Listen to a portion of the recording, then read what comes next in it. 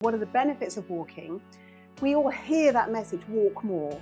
And people think, well, I am walking enough, I'm doing it every day. So we hear that message, but actually we're not necessarily optimizing the way that we walk with our walking quality and our technique to get the benefits. So there's a bit of a disconnect there of what we hear and actually what maybe we can actually really experience from a physiological health perspective, from a cardiovascular health and lung perspective, and also importantly from a cognitive perspective. And there are some really exciting research studies now about the power of how we walk, not necessarily the quantity of what we walk or how many steps we do. There is resonance in that without a doubt, but it's actually much more about how we walk.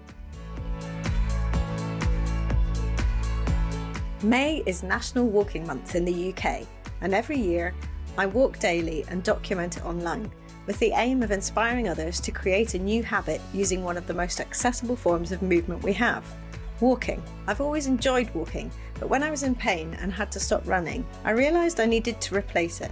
So walking became my saviour, particularly mentally, and now I love it more than ever. One of the reasons I wasn't convinced it would be a good replacement for running was because I wrongly believed it wasn't something you could use to help stay fit. This week's guest, Joanna Hall, decided to create a walking system, Walk Active, to help people achieve their goals by walking more efficiently and doing so with the help of others on the same journey. We talk about the benefits of walking in general, but we also try to bust a few myths and give some practical tips to encourage you to join me walking daily in May and perhaps reset the place walking takes in your life. You never know where it could take you. I started by asking Joanna which other types of movement she enjoys. Oh, really good question.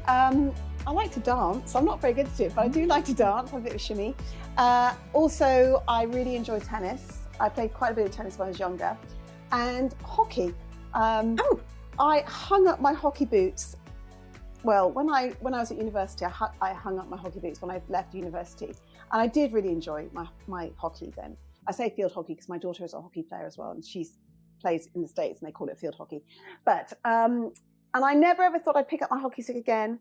And I was watching her, and you know what, like you're watching your kids, and sometimes you kind of like think, oh, I'm there. And I watched her for another season. I was like, oh, I really want to be there. And I watched for the third season. I thought, oh, stuff this. And England Hockey actually have a really great scheme called Back to Hockey. And I actually did that. It's just 6 weeks. It's completely free service. But it's just a lovely way of reconnecting with something that you may have done when you were younger. Anyway, I did that. And then I actually ended up playing 5 seasons as an old girl, as they call you in the day. And I've absolutely loved it. Wow. So That's yeah, brilliant. variety of things. Yeah. Yeah. Oh, no, that's fantastic. It's always really interesting to hear, because obviously when you see people online and you see what their main thing is, it's nice to sort of get behind it. And obviously the whole point of becoming an efficient mover is the capability to do other things. And particularly I love that story because it's about trying something new that you did it before, but you probably relegated it to the cupboard and thought probably never again. I never ever thought I'd pick up my hockey stick again. And it was only like when you just think, oh, that looks kind of, that quite appeals to me. What did your daughter think? Well, she's actually rather good, I have to say. She's a goalkeeper. She's pretty good. So part of my motivation for doing it was thinking, oh, there'll be a time when maybe we can play together, when they got to an age when the adults can play together. Well, I probably ended up playing about 3 matches with her, and then she went up the echelons and I was playing in the lower leagues. But it doesn't matter. It was the joy of it. And that's fantastic. I played for a team where there was a combination of younger players coming through into the adult game, as well as sort of us adults. And it was just a really positive, exciting, joyful thing to do at a moment where I never thought I would do that again. And it was a great segue, a great way to segue. And I think what you're saying about how make movement matter, it's the ability to have that confidence in your body. And maybe at times when you're not too sure if it's there, but because of how you try to get your recruitment pattern better, it works quite well. But yeah, it's joyful. I do like to dance though, I have to say. I think that's really the rhythmical movement. And obviously that's kind of what we both come in. The rhythmical movement is really is really powerful for And upskilling as well. the Yeah. joy that absolutely, and it's, that's such an innate, joyful thing that when you're allowed to just let your body go. Yeah. And there's a sort of a flow state thing to it as well. Once you have released the demons of who's watching me or how on earth do I look, once you've got up past all that and you're just enjoying it, then Yeah. you do sort of tap into that lovely combination of brain and body and flow. And it doesn't matter what you're doing, as long as you're enjoying it, which is a good segue into walking, which is why we're chatting today, obviously, which we both love. And I came across you when I attended one of your online workshops years and years ago. And I was just intrigued by the different ways that you positioned how getting people to identify how they walked now. And I thought, hang on, what do you mean? Everyone just walks, don't they? And yet, now that I'm more of a movement geek, obviously, I really notice different patterns of the way people do things and how they hold themselves. So yeah, I've followed you ever since because I find it brilliant to watch and learn and listen. We're going to talk about that more.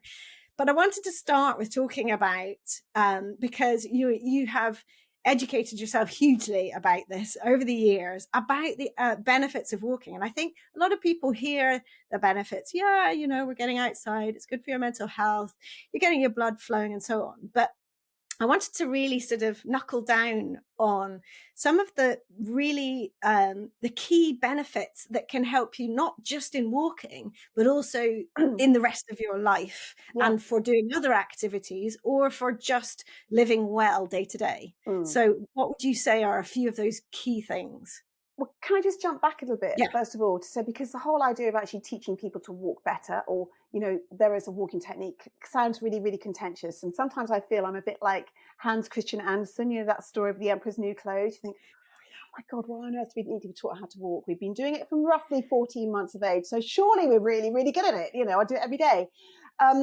So I totally take that on board. But what I would say is if you wanted to actually get better at tennis, with your serve or, your front crawl in swimming or your breaststroke or hockey or golf drive, we kind of appreciate there's skills that we can learn, drills that we can practice to get better at that actual technique and improve our performance and also give more joy. So we kind of understand that sort of on maybe a more sophisticated movement patterns. But when it actually comes to walking, we take that for granted. Yeah. But in actual fact, everything that we do is actually on two legs, walking from point A to point B. And lifestyle does this to us. Maybe we're sitting down. Mental well-being and anxiety can do this to us. Plus, as you'll be well aware, and lots of people are aware, we do have muscular imbalances. Yeah. And obviously our own physical story. So when we go to move what we think is correctly and put one foot in front of the other from point A to point B, the movement pattern is suboptimal. So we don't necessarily get those benefits. And I think that's part of the challenge, really, when we're talking about, okay, what are the benefits of walking? We all hear that message, walk more. And people think, well, I am walking enough, I'm doing it every day. So we hear that message, but actually we're not necessarily optimizing the way that we walk with our walking quality and our technique to get the benefits. So there's a bit of a disconnect there of what we hear and actually what maybe we can actually really, really experience from a physiological health perspective, from a cardiovascular health and lung perspective, and also importantly from a cognitive perspective. And there are some really, really exciting research studies now about the power of how we walk, not necessarily the quantity of what we walk or how many steps we do. There is resonance in that without a doubt, but it's actually much more about how we walk. So, and I love that because that's, there's so many people who have are so pushed for time.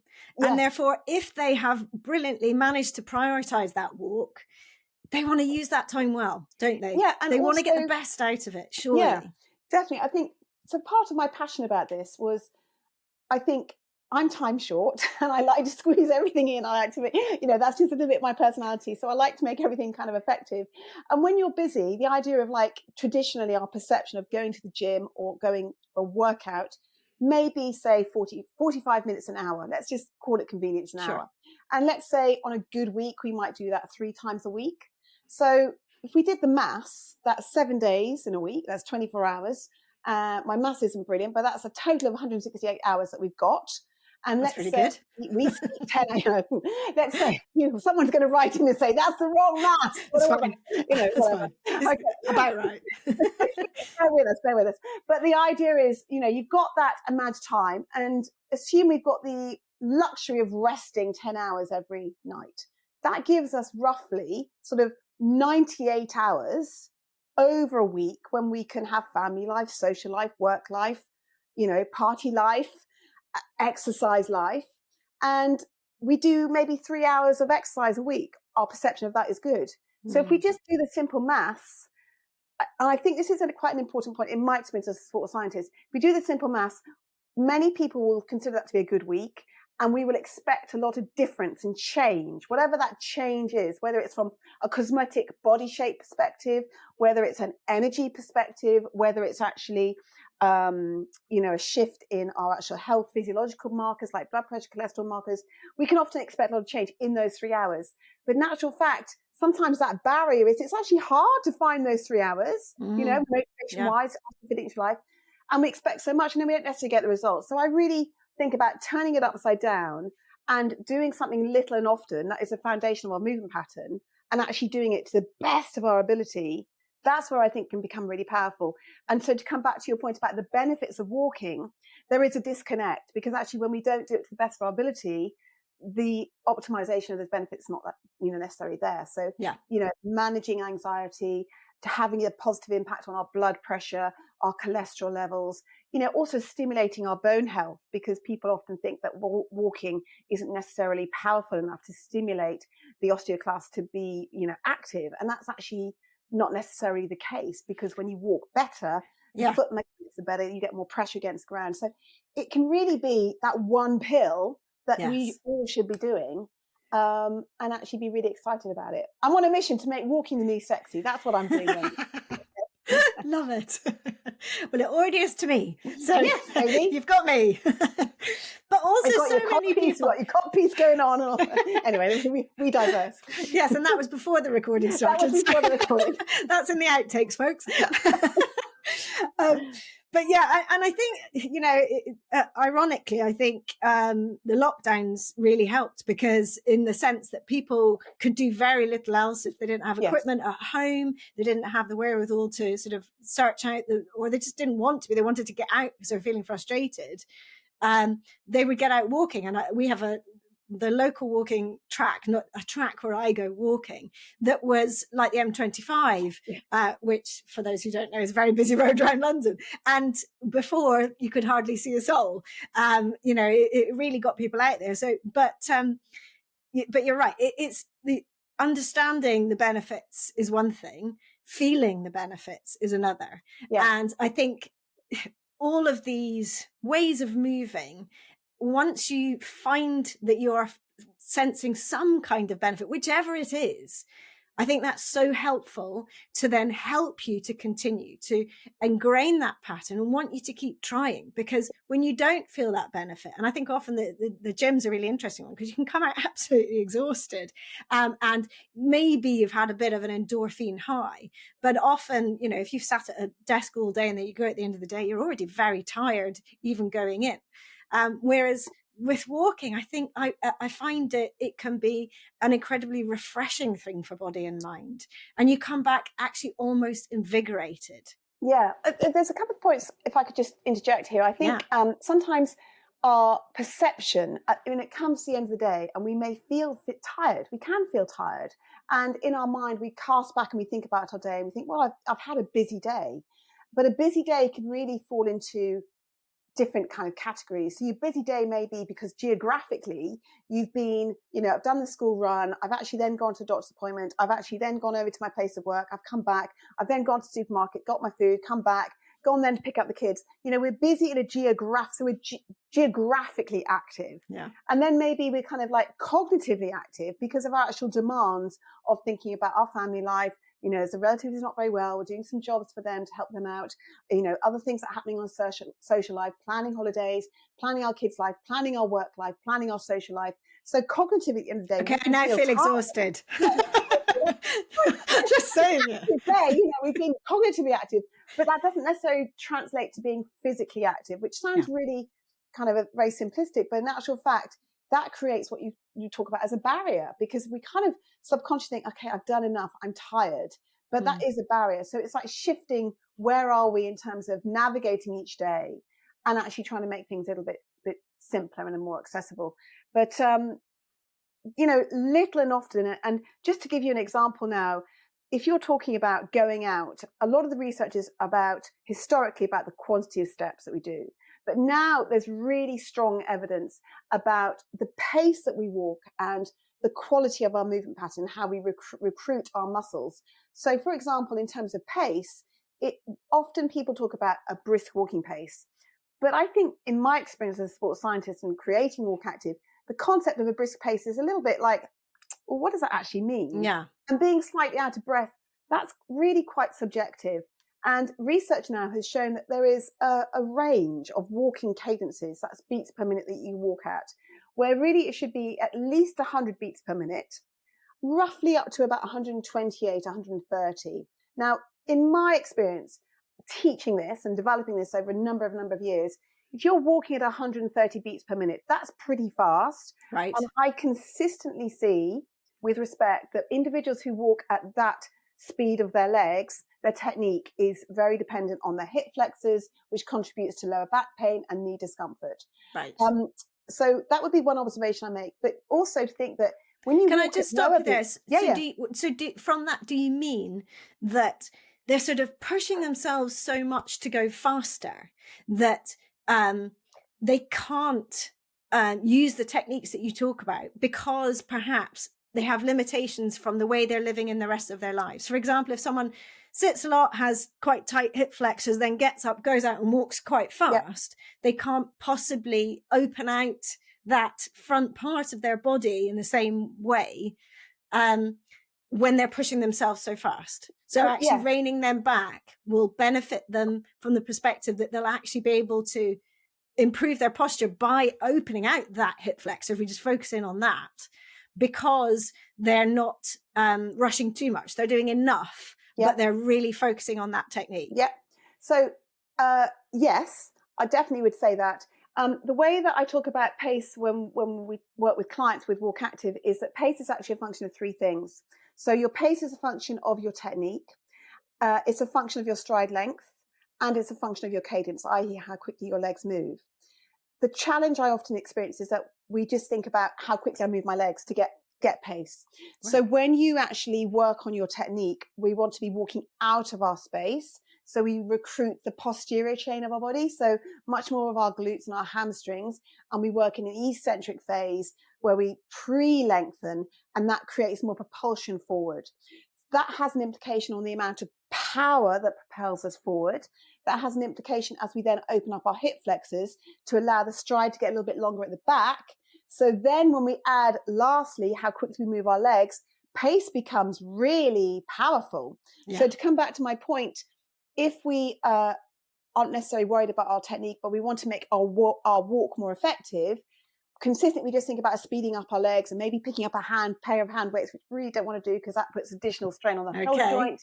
And research has shown that needs to be at least 5 pounds in each hand to have any corresponding cardiovascular impact on our heart and lungs. Right. So if you're listening to this and you're thinking, I'm going to pick up my hand weights, don't do that. Weighted vest, yes, but make your technique your number one priority. So weighted vest or weight in backpack?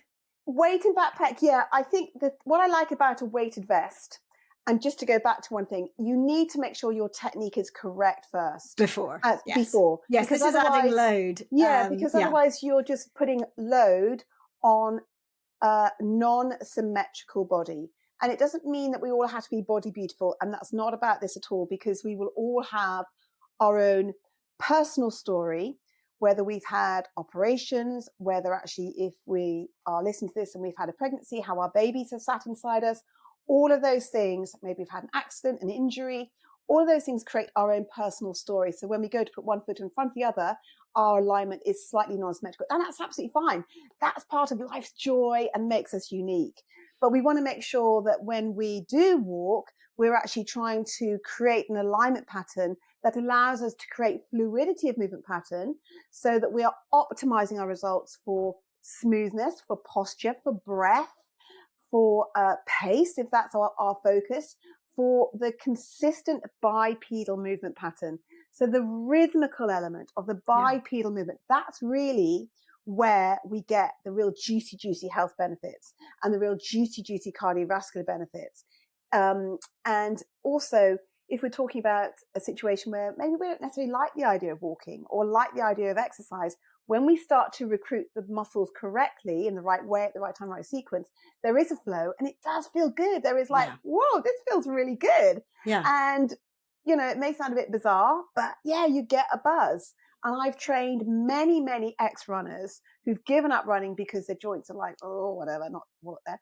Or menopausal women who have like, I don't think I'm going to get that buzz from walking. I really don't think. And it's like they've blown it out the water for them with the audio coaching or the music, walk to the beat sessions, or actually just really fundamentally connecting with your body in a positive way. And I suppose I am passionate about it because I see so many people give up on their bodies and think it's too late. I hang up. I can't do that. And what you're doing with your podcast and with your work, Wendy, it is really powerful because our bodies are a gift.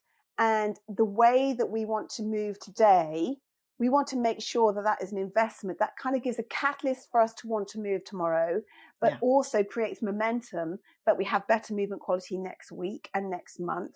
And we can also achieve a physical benefit, a confidence benefit, a postural benefit with it. But importantly, we can sustain that today, tomorrow, next month, next year, but also next decade, and next generation. That's exactly. That's what's powerful, And being with a new generation, or like you just did, as we talked about right at the start, taking up hockey again, showing your daughter that at whatever age, actually, I feel confident enough in my body. I'm going to give it a go and I'm going to have some fun. And what better message is there than that to our children? I mean, she's obviously already all over it, but what it says to her is, I'm not going to, if I love something, I'm not going to give it up as I age. I'm going to keep going because why should I stop?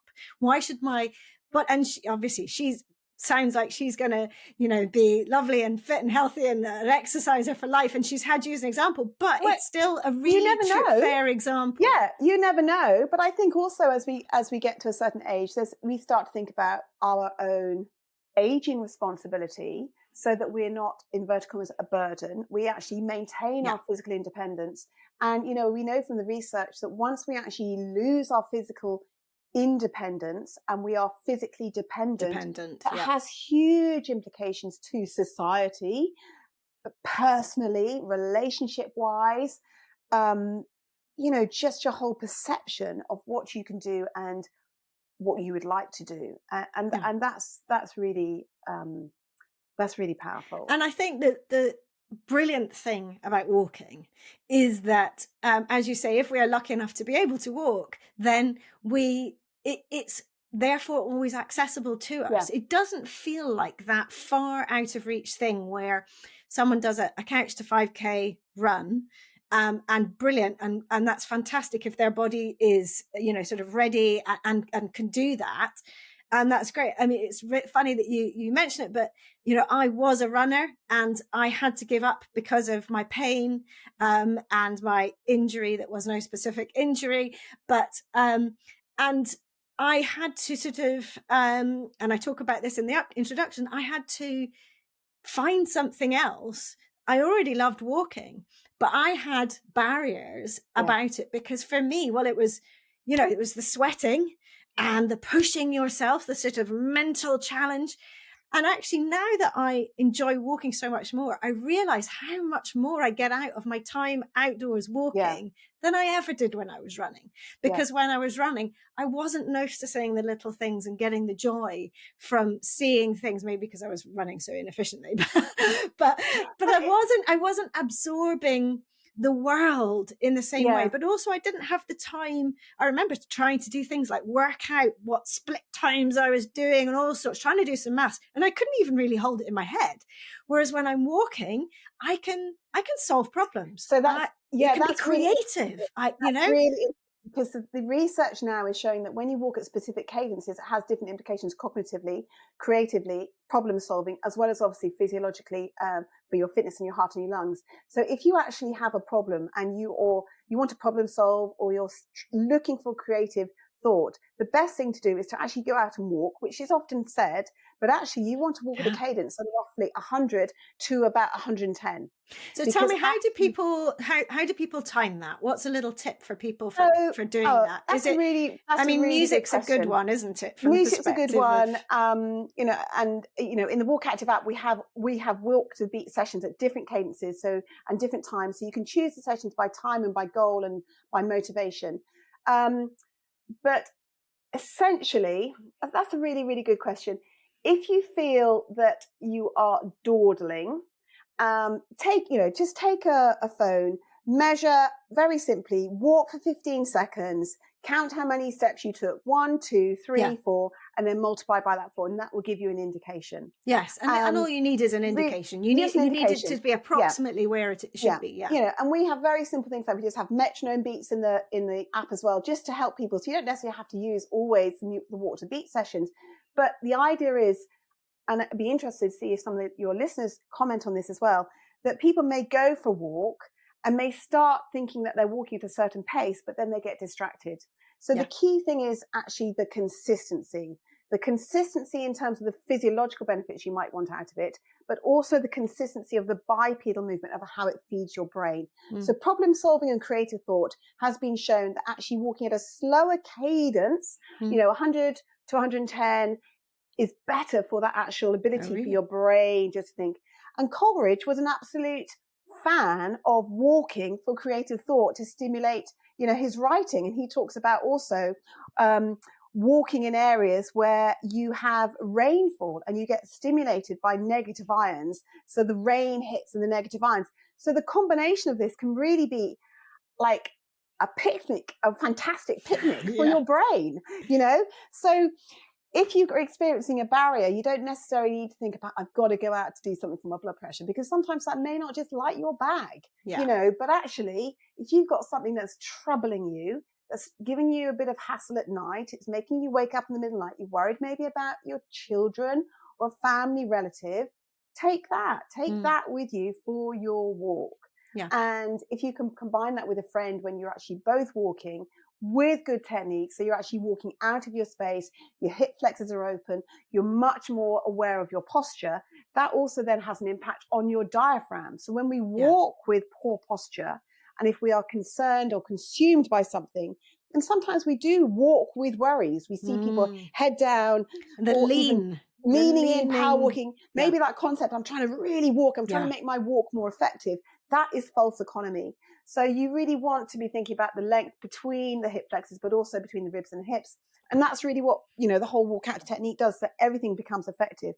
But when you can actually walk with better technique and the diaphragm moves better, we have many people who maybe experience from long COVID, maybe, respiratory issues, where the concept of exercise can feel very intimidating. Yeah. And they may approach it with fear.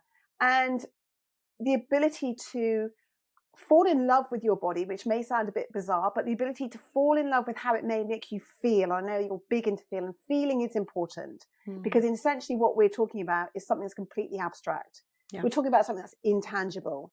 And it's really hard to kind of give that a context. So if you can get some feel to that, then that really gives that momentum to today, tomorrow, next week, next month, next year, next decade. Yeah. And that gives hopefully that joy externally and internally. So let me ask you a few practical questions then. So things that people have sort of messaged me about and that I would like to ask about as well. So walking poles. Yes. Can that help with technique, or is it just a different way of walking? I would call it a different way of walking. As a creator and founder of Walk Active, I set about creating something that actually helped me personally, and that you don't need to have any fancy equipment. You can just like take your body and go. What I would say also about the body is a bit like a pair of scissors. So let me just kind of paint an analogy for you.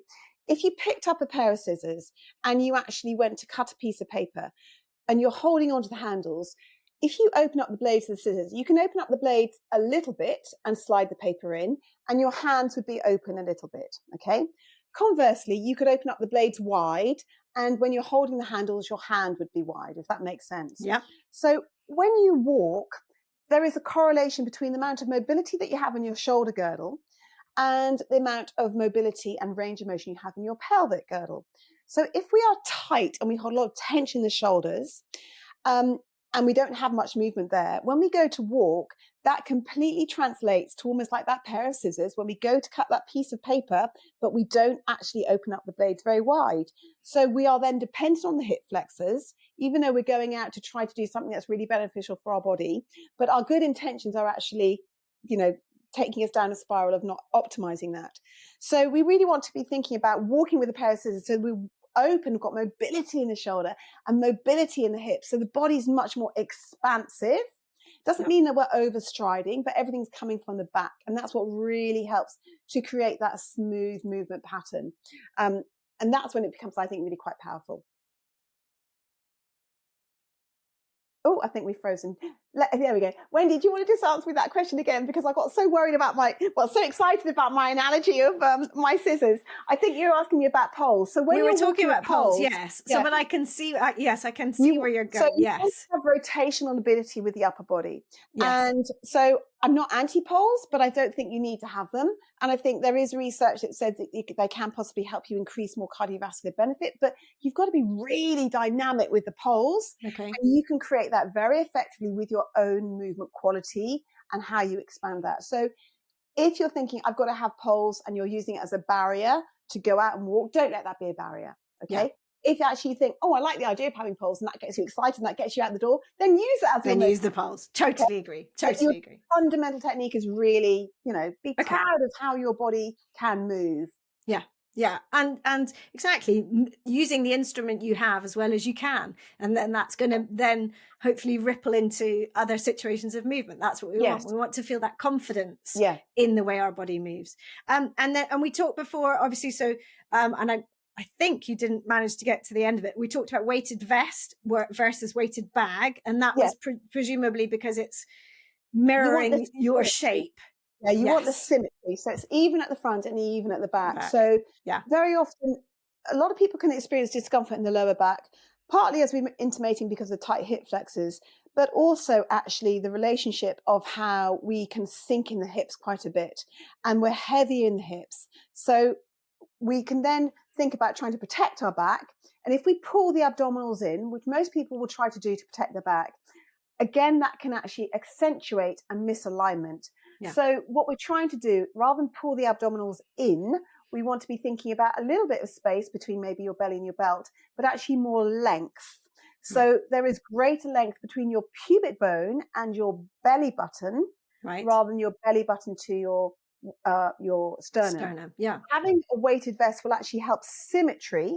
If you're wearing a backpack, sometimes it makes it harder to get the correct alignment. So, and what about if you have to wear a backpack then? If you have to wear, so a couple of tips I would say is, first of all, you want to make sure that actually the straps are, I know we're recording this, so people might want to watch it, but if you want to make sure the straps sit closer to your chest line rather than the edge of your shoulder. Okay. Because if your straps are on the edge of your shoulder, what you will do is we'll hunch the shoulders in to hold the backpack in place. Yeah. So either put a piece of string and pull the straps in. And actually, you do get some that have a nice chest strap here, nice chest which strap feels better. Yeah. It holds it. So when you're looking at your backpack, the straps are actually closer to your neck, and you can get particular models that actually cut and are shaped. So if you're female and, cross the bust line better, but also like the guys, they sit better. And that's really what you want them to do. And also to sit a little bit higher on your back rather than lower on your back. Okay. And then and hip straps often. Yeah, hip straps can be useful. Mm-hmm. If you're talking about kind of where you are walking with maybe a waist bag, my tips with a waist bag is actually you wear the waist bag at the small of your back, not at the front. So I see lots of people kind of have their waist bag, kind of here at the front. And my reservations about that is that when we actually have it at the front, we lose the awareness of what's happening to the front abdominal wall. Whereas if we slide it to the back, then again, that just helps the alignment. And we can use the cue of having the belt of the waistband as a way of sliding the fingertips to get that better alignment of drawing the abdominals in 20% and drawing them up 80%. So we get that length to stimulate the fascia all the way through the body. Yeah, perfect. Useful. Thank you. Okay, there we go. And then the really obvious ones are shoes, because I think you and I are both barefoot fans. Not everyone in the planet is yet a barefoot fan, sadly. They all will be, I'm sure, in time. And the reason that barefoot shoes are so useful is because of the flexibility in the sole, and obviously that wide toe, because we need to spread our feet and we need to roll through our feet to use them well. And when I'm talking to people about walking, and I'm sort of showing them about pushing off with the back foot and rolling through that foot, I'm always very aware that the person I'm talking to could have such a thick sole on their walking boot that there's not a chance that they can do that. And then that's going to absolutely affect their ability to open out their hip flexors, fire their glutes and so on. So how do you sort of discuss that? Yeah, so I get asked, this is probably one of the most popular questions that we get when people start to learn walk active. I bet. And I have to say, whilst I personally do wear barefoot shoes, I don't feel that a barefoot shoe is necessarily the first shoe that every single person should go into. Right? No, absolutely not. And I tend to answer this question in terms of criteria. I think there's 3 criteria to look for when you are choosing a walking shoe. So number 1 is that you actually want to have a wider toe box. Now, as you'll be aware, that will allow the foot to naturally spread. The foot has about 26 joints in it. Wherever you have a joint, it's there to have movement. And when you move, there should be a broadening of the breadth of your foot across the board of the foot. And what that will do is it will enhance the tracking from your toes all the way along the whole line of the foot. And that will enhance the tracking correctly from the foot to the knee up into the hip. So the leg then becomes a bit like a paddle as we push the ground away rather than pull it forward. So the toes should be able to spread. So a wide toe box is the first criteria that I suggest. The second criteria that I think is to look for is actually to have a squarer toe end. And the reason why I think a squarer toe end is great, quite a few shoes now, maybe not necessarily pointy, but they would encourage you to kind of roll through more the big toe. So the symmetry, as you peel that back foot off the floor, because you only need to be thinking about 1 foot at a time, as you peel that back foot off the floor, you want to appreciate that it's an even alignment through the big toe, the middle toe, and the little toe. So if you have a squarer toe end, that allows that tracking to be better. And again, that will then translate into better alignment through the knee and through the hip, utilizing the glutes, opening the hip flexors. And if we open up the hip flexors, then the abdominals can work and the posture is better, the diaphragm. It all holds up that whole connected toe together to work much better. It's like zoom, we are off. And then the final thing that I think in terms of criteria is a flexible sole. So if you have a flexible sole, when you're asking your foot to be more active and to stimulate the joint action through the foot, the shoe is responsive. But having worked in the fitness industry for over 30 years and having worked for a few shoe companies as a consultant and to different programs as well, what I would say is I think there is a case whereby you might have a stiffer shoe to begin with that has a wider toe box because you need to have a bit more support, right? But then as you become more pliable with your shoe, if your sole is not moving, what happens is that your foot wants to be mobile, but the shoe doesn't let you. So you then tend to tense the foot, and that creates a pressure up your Makes arm me think of flip-flops, actually. That's what, when people are like, oh, but they're such relaxed shoes. But no, but if you really think about what you're doing, you're holding that shoe on your foot. You can feel that now. So if this is kind of resonating with anybody, if you just hold your hand up in front of you and you really make a tight fist, really squeeze it tight. And if you feel your forearm, as you're making a clenched fist, you'll feel your forearm is really, really tight. You can feel those muscles tight. If you relax a hand, you can feel that this is now soft and relaxed. The forearm is soft and relaxed. And it's the same relationship with the foot. Yes. If we get a certain amount of functionality in the foot, but then the footwear is a little bit restrictive, then we're trying to force a movement pattern, and then the foot becomes a claw, and that then has consequences on the alignment and the muscular effort. And then it's like, oh, but I'm a little bit uncomfortable. That doesn't feel great. So those three criteria: wide box, square toe end, and a flexible sole, and moving more towards a neutral toe bed, I think does help. But it doesn't necessarily need to be your first port of call, because I just feel that for some people, having something that's a little bit more gradual and you transition to that can be a better, more positive experience, depending on your own stories that you have within your feet. And if you're interested in barefoot shoes, or you've not heard of them, or you want to know a bit more about the sort of the why, I've got a great blog on my website, but at the same, well, it's not great. I wrote it. I shouldn't. I've got a great blog. No, you trumpet, Wendy. It is great. Everybody, get on Wendy's website. Read that blog about barefoot. But also on the end of it, there's a really good link to Katie Bowman's list of most recent barefoot shoes. And therefore, giving something a try if you want to through that list is a great idea. Yeah. But the big caveat, and the reason that people sort of decide that they don't like barefoot, is because they go out and they just use barefoot shoes and wonder why it's uncomfortable.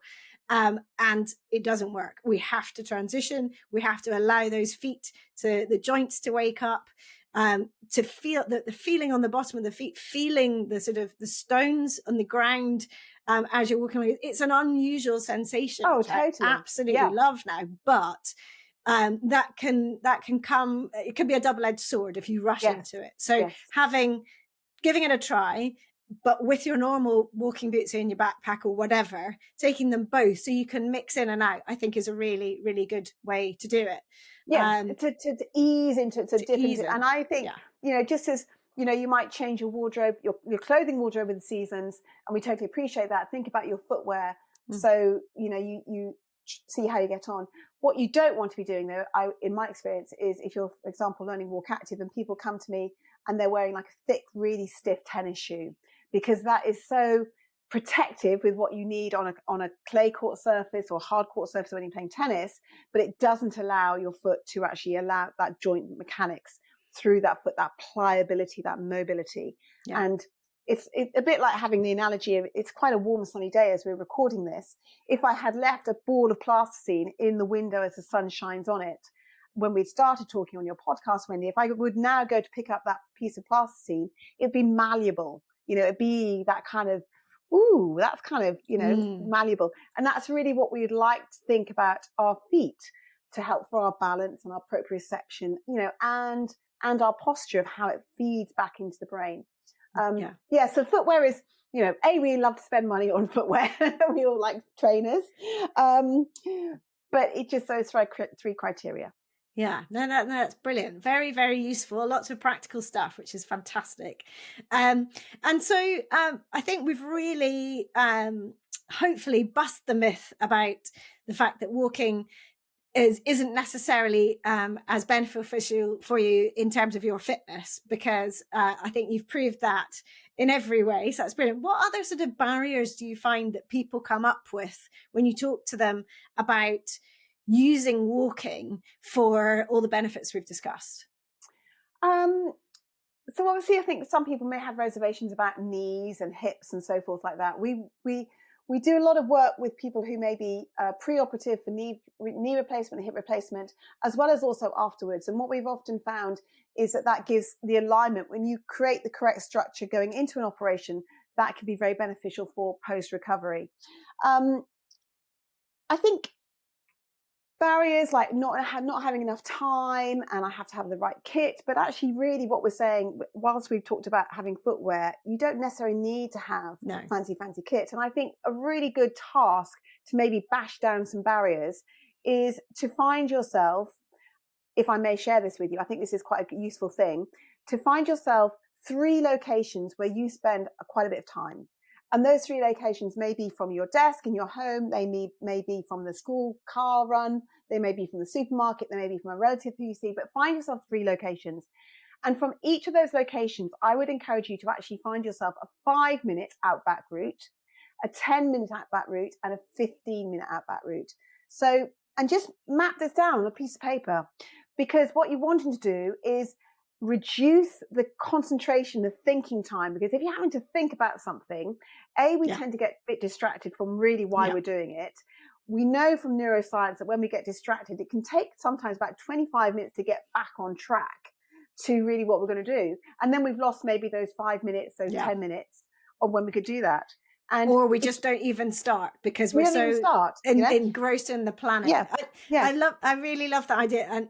And when I had the school run, I no longer have a school run, but when I had the school run, I loved parking up where I was going to meet my child because it wasn't actually at school. He walked a bit and I walked a bit, and walking, I had to sort of track back in the time to make sure that I was meeting at the right time. But I look forward to it so much because it was the transition between my work day and then family time and being with him, and then being able to be as present as I could be with the "how was your day, dear" type conversations that are so important.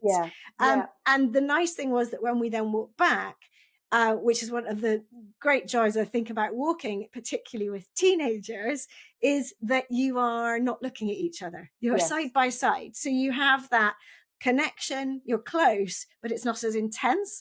So, and you're walking. So I loved that was the shift in the day, and I look forward to it. And I found it very easy to fit that in as, sometimes just 10 minutes, as you say, literally just 10 minutes, but it helped me to mentally shift and just also feel so much better. Also because you had a different emotional sense with that as well, because it was like it really catalyzes and changes the dynamics in your family. As you say, it was your segue between your work mind and then your personal mind. And I think, again, that can be another way of shifting a barrier of actually, why am I using it? It doesn't necessarily need to be for a cosmetic shape change benefit. It doesn't necessarily need to be for a physiological benefit.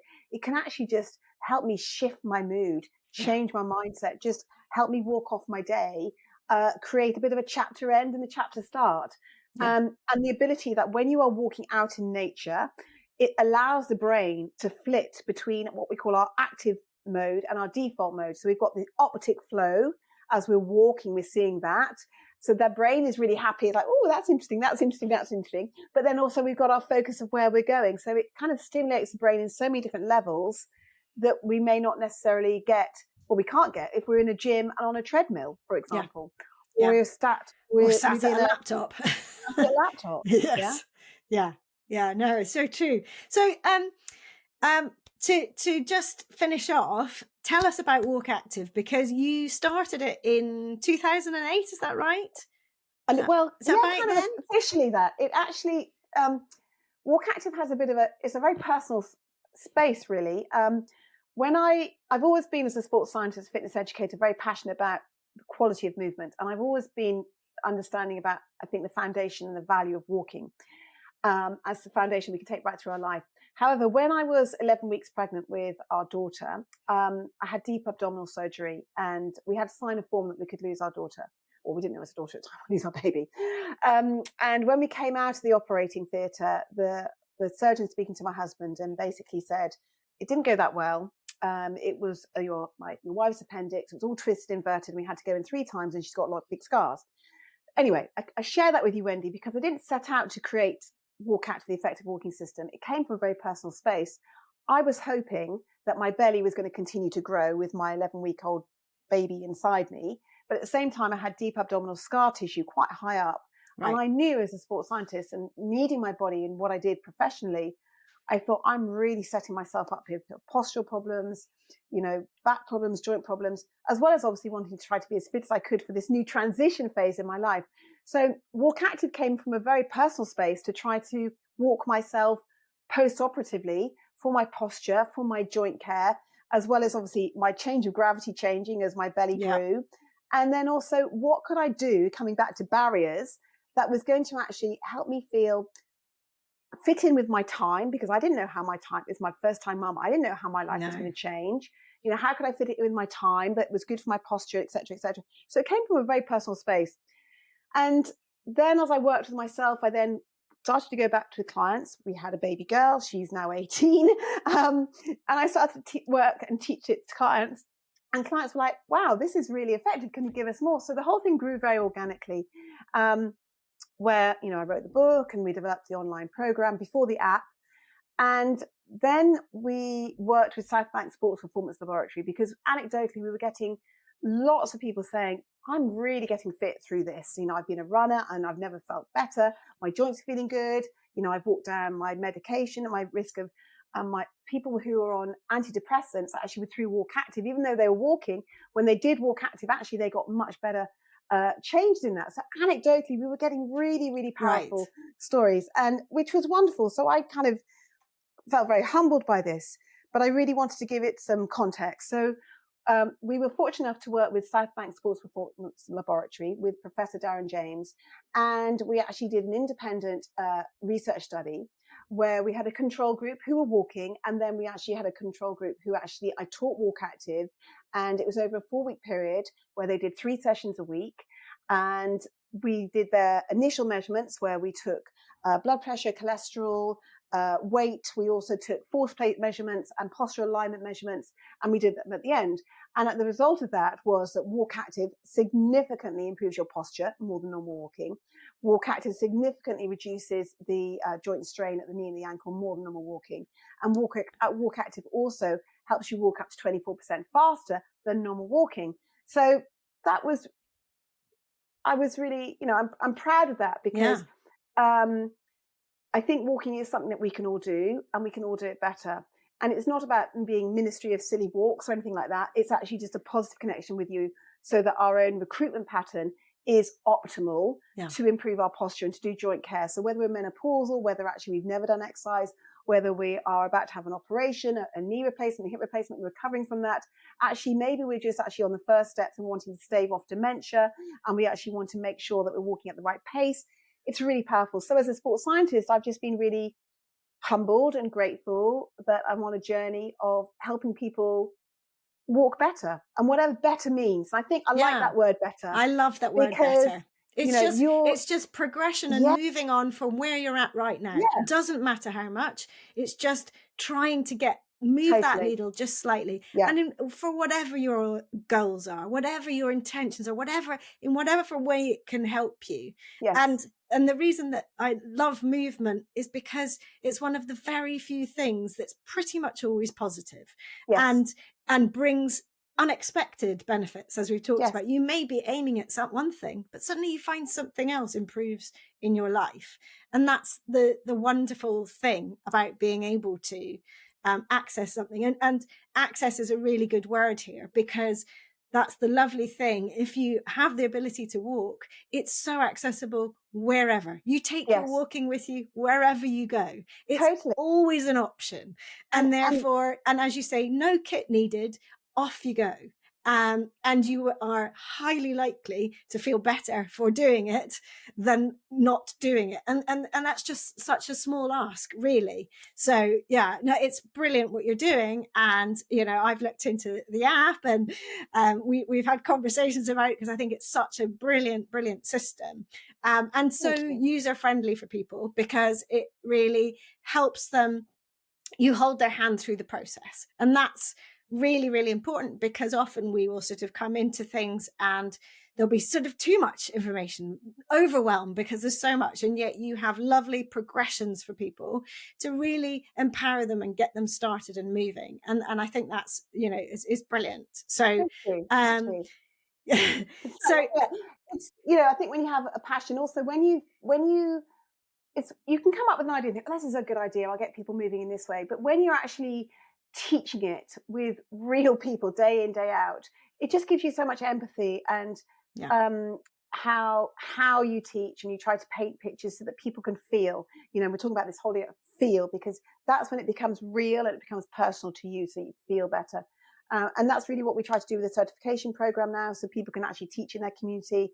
And it's powerful for if you're a Pilates teacher or a yoga teacher, because it's so much about postural alignment.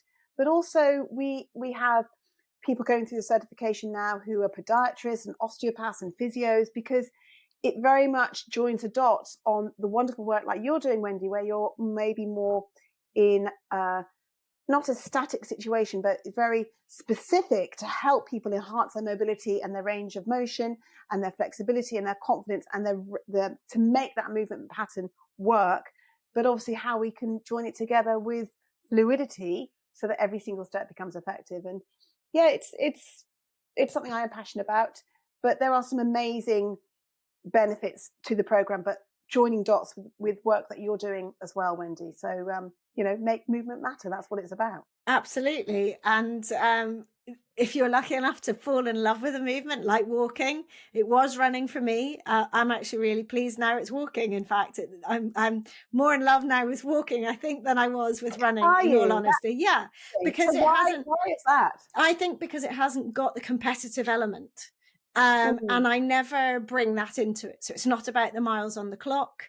It's not about necessarily how fast I go, although I like to have a good pace and feel like I have moved in a certain way. And because it brings me so much more mentally, it's so much more with being, as I said before, about being able to see the things around me changing through the seasons. But for me, I now am at the point that I literally know as soon as I step into the fresh air, knowing that I'm going to go on a walk, I almost already feel better that second. Yeah. I wouldn't do if I turned around and went back in. I wouldn't get the same benefit.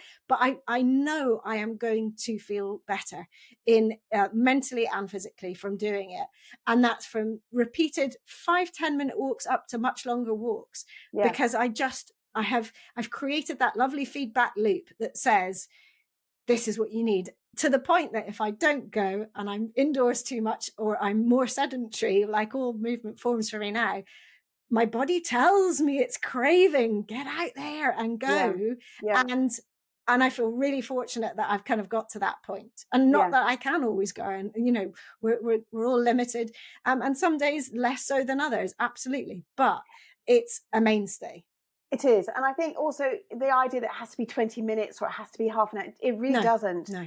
The whole idea that 5 minute out back, or, studies now have shown that 9 minutes, to walk 1,000 steps, you have an implication on managing your cortisol, or bringing down your anxiety levels. So it really doesn't need to be a massive amount of time to give you a really significant payback.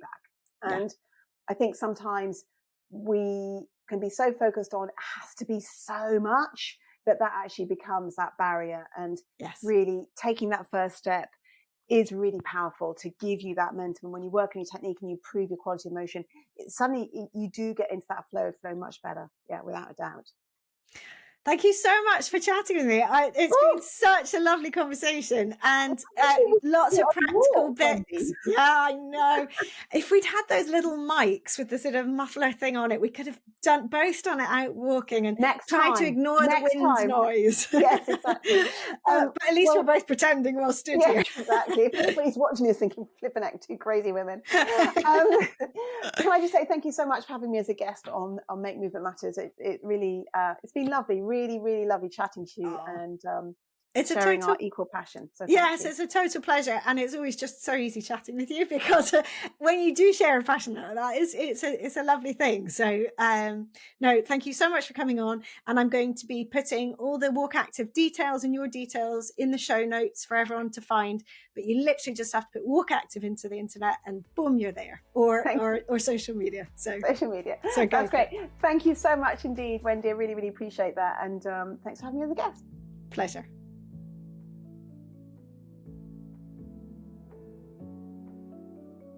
I hope you've enjoyed listening, and if you have, you can help by doing 3 things. First, press the follow button to tell podcast platforms you want to listen again.